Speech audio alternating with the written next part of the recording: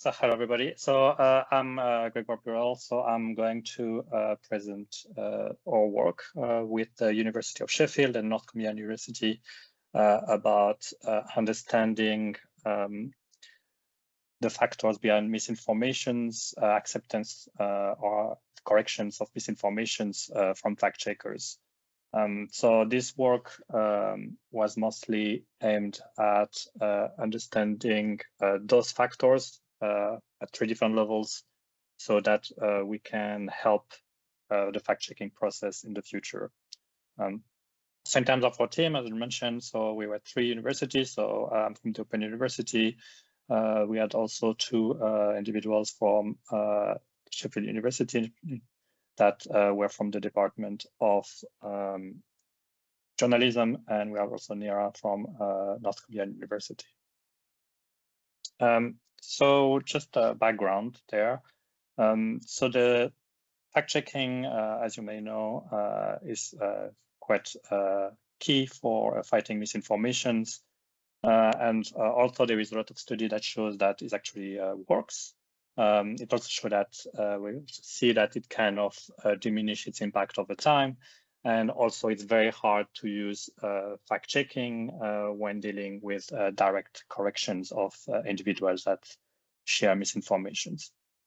So in this context, what we want to look at is why this rejection happened and how we could improve the way fact-checker publish and make their edit the fact checks. So we looked at 3 different levels. We look at the fact checkers themselves, so how they actually produce articles at the moment. And we also looked at the way individuals that share misinformation actually react to those fact checks.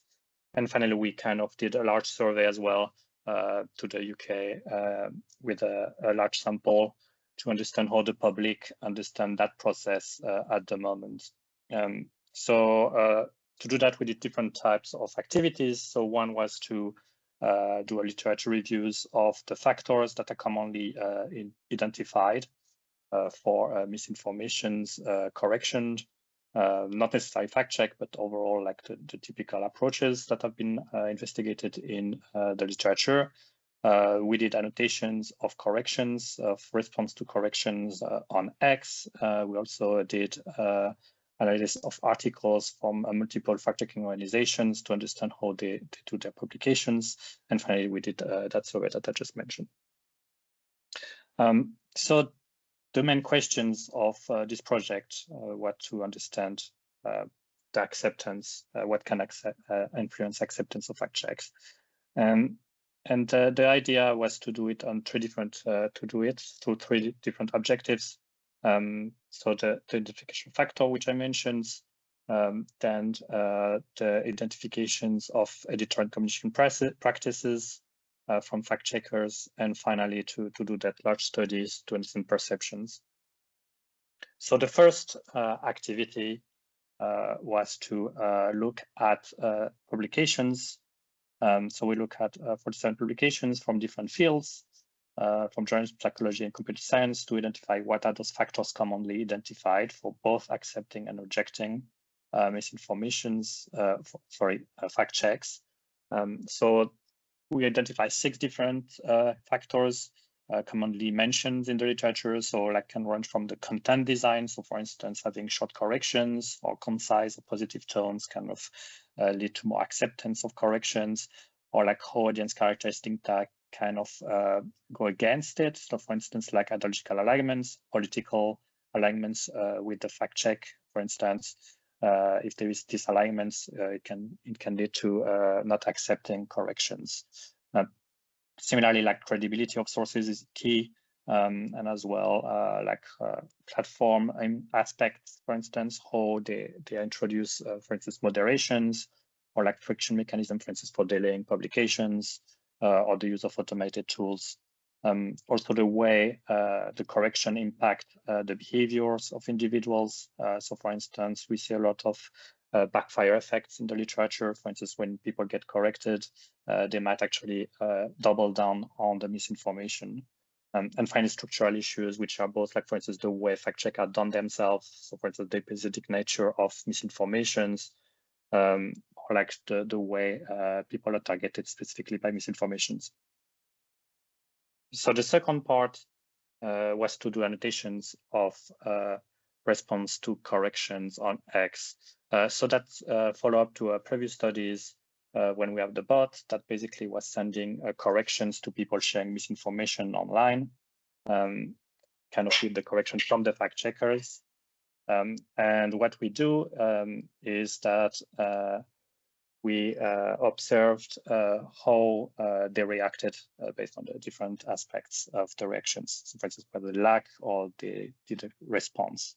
So we annotated those, and what we found, which is expected, obviously, is that there is a large distrust of fact checkers from people sharing misinformation. So that's an important aspect here, is people that actually share misinformations. But what we see is, like, if we don't mention fact checkers, actually, like, that reduce the way people don't react. So, for instance, they would react more to corrections, not necessarily positively, if we don't mention fact checkers. And another aspect as well that was quite interesting is if we don't do judgment label, which is a very common things fact check would do, they would say something is true or false. So if we avoid that, but just put a summary that doesn't say explicitly it was true or false, we see higher response. So from people sharing misinformation, they are more likely to be positive and want to engage in conversations than if we just do labels. The third part was to do annotations of articles. So we look at articles from fact-checking organizations around the world. So we picked one that do publication in English, and we annotated 117, around 20 questions about the structure of those, about how they communicate or they present, how they select their sources, and so on. And what we found is very clear similarities across all the articles we analyzed from all the organizations. So all the organizations will tend to kind of share the same way, the way they correct misinformation. So they will have like a quite clear communication style. They will be quite transparent about how they find the source, so on. So that's kind of already happening, actually, that we observed it. And if we put it in perspective with the survey that we conducted. So we conducted a survey with more than 1,000 adults in the UK. So that's a representative samples with around 70 questions. We're still analyzing those results. But what we found is that overall 60% are aware of the fact-checking process, and they believe it's very important, but they are kind of not clear about whether they are neutral or biased, particularly in terms of political content, which is also like goes with what type of content fact checker tends to fact check, which is mostly political content when we look at the annotations of fact checking articles. Traditional media is still more important for them, and we also saw that most people are very confident they can spot misinformations, but interestingly, only a third said they would actively look for verification for claims. So that's quite interesting in terms of how they might just trust themselves to be able to do it without actually double checking. So what are the key outputs so far? So the first is we have like a typology of influence factor that can be used for the analysis of or combining all those different studies that we've done. So that can be used, for instance, to analyze the different aspects of how misinformation and fact check is done. The other thing is we identify that when we do social media corrections, it's very hard to correct people that share misinformation, which is expected. But something interesting is like kind of against some of the previous studies, we see that if we don't explicitly put labels, which tends to reinforce trust in general, supposedly, then we get actually better reactions from people sharing misinformation, although of course it reduces the clarity of the correction. The third part, which is the way the public perceive fact checkings. So the survey kind of is a bit odd in the way that people support fact-checking, but also are very skeptical of it. And they highlight that the need of trust and legitimacy, which is already, according to analysis of fact-checking content, already done to a large extent globally. So that's interesting, like people want that, it's kind of what it happens, but somehow there is still some distrust. And that leads to the last point, which is community fact-checking. So as you're probably aware, so we did some also question about that. Most platforms are migrating from fact-checking approach from professionals to a more community-based approach, where basically individuals that use the platform will do such corrections. And we found that a large distrust in those systems at the moment.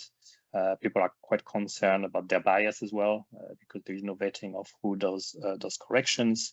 But interestingly, we see that a third of the respondents were actually willing to contribute to the system. So that kind of like shows like between like how fact check is perceived with the transparency, but at the same time the bias. And then we see that people would be actually interested in contributing this community-based approach, like hybrid systems, basically that where we might have like professionals that kind of moderate the way fact check is done with community input. Might be a way to reinforce trust in future.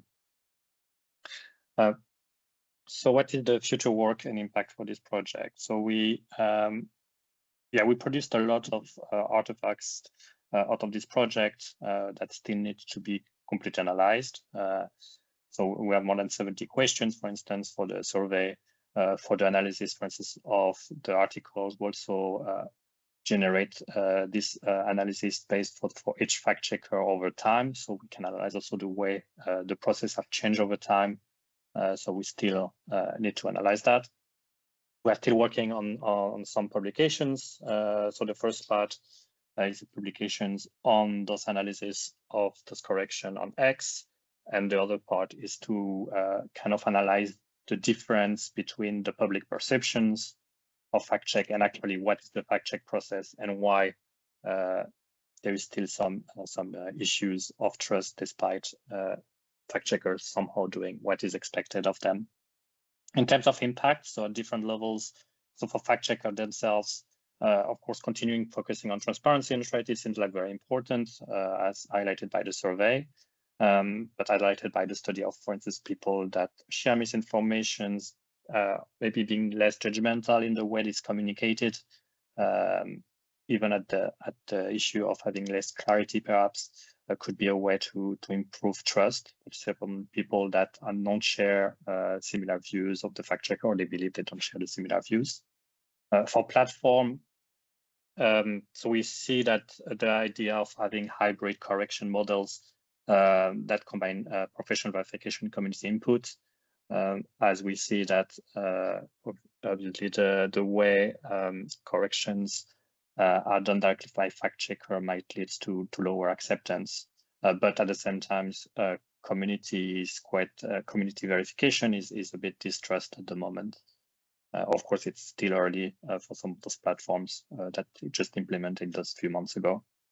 For the policymaker indicator, so I think a key thing here is the need for media literacy and education, which of course it's been something ongoing for years, and that will encourage independent fact checking. That's particularly important when we see in the survey that individuals will not necessarily go and look themselves for corrections, but they will just trust that they know it's fake or it's misinformation. So in making them able to do more independent fact checking probably will help as well there to increase those rates of for individual looking for correction themselves rather than relying on fact check or looking for the fact checking corrections directly when they are not provided at the same place. And yeah, that's it for me. Thank you.